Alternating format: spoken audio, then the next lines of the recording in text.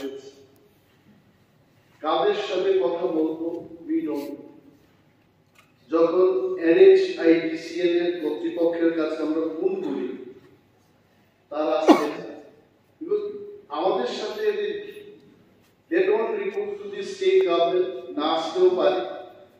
I have already given a letter to the Ministry of বলতে Ministry of Road Transport and Highways। এখানে আমাদের রাজ্যে আমাদের already PWD NH একটা wing আছে, কোথায় কোথায় তাদের ডিভিশন অফিস আছে, আগরতলা, কুমারঘাট এবং বাইকঘাট। এই তিনটি ডিভিশন অফিসে যারা ইঞ্জিনিয়াররা কাজ করছেন তাদের হাতে কোনো কাজ, এবং আমরা বেতন দিয়ে যাচ্ছি। এই তিনটা ডিভিশনের মাধ্যমে আমার জানা মতো অনলি 2 ন্যাশনাল হাইওয়েজে কিছু কিছু কাজ এরা করেছে।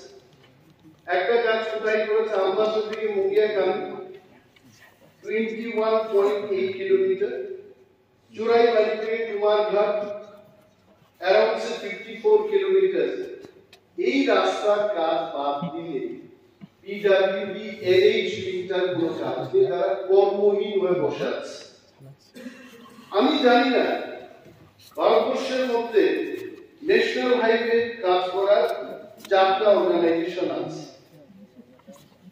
একটা হচ্ছে National Highway Authority of India, আর এটা হচ্ছে National Highway Infrastructure Development Corporation Limited, Border Road Organisation এবং রাজ্যের PWD।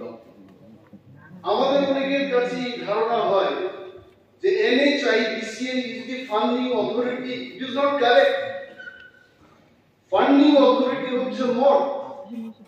যেহেতু আমাদের স্টেট PWD এর সেই ক্ষমতা আছে কাজ করার, উইং আছে, এবং কাজ করলে আমরা টাকাও পাবো। আগে ছিল 9%, এখন যদি MoRTH থেকে কাজ নিয়ে আমি এখন আসছি কেন এটা বলছি, দপ্তরকে এটা জানতে হবে। যদি আমরা ন্যাশনাল হাইওয়ের কাজ নেই তাহলে 6% মনিটরিং, সুপারভিশন এবং এজেন্সি ফি হিসেবে আমরা পাবো। ওয়াই PWD দপ্তর, এই দপ্তরের মাননীয় ভারপ্রাপ্ত মন্ত্রী কেন MoRTHকে লিখে এই হাইওয়ে তৈরির কাজ হাতে নিচ্ছে না? This is my question. কারণ এটা করলে পর আমরাও জিজ্ঞেস করতে পারতাম জনপ্রতিনিধিরা, আর 6% টাকা এই PWD NH দপ্তর পেয়ে যাবে, বেতন ভাতার পক্ষে আমাদের সুবিধা হবে। মাই কোয়েশ্চন ইজ দ্যাট আগামী দিন এই পদক্ষেপ নেওয়া হবে কি? নাগাল্যান্ড ইত্যাদি রাজ্যে মিনিমাম 60% কাজ ওরা নিয়ে করছে। আমাদের এখানে এইটুকু কাজের জন্য একটা উইং খুলে বসে আছি আমরা। Let us take at least 40% of the national highway work. এটা আমার প্রস্তাব।